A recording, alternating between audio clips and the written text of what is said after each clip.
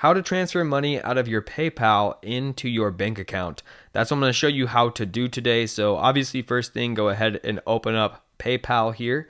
And then what you want to do is select the three horizontal lines in the bottom right hand corner. From here, you're going to want to go to your wallet, right? Because the first thing that we're going to want to do is make sure that we add a bank account. If you currently don't have a bank account, you'll see this little option right up here that says add banks and cards. You're going to want to go ahead and tap on that and then go through all of the processes of adding your bank account. Okay. Once you have that and you're on your home page here, what you can do is just tap on your PayPal balance. And then from here, you're going to have this option. It says transfer from your balance. We can go ahead and select this, and then we can go ahead and go to transfer to bank.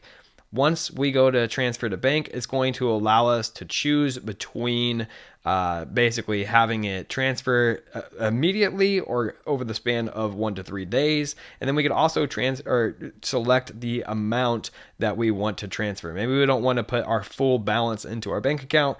So we edit this and we can make it lower.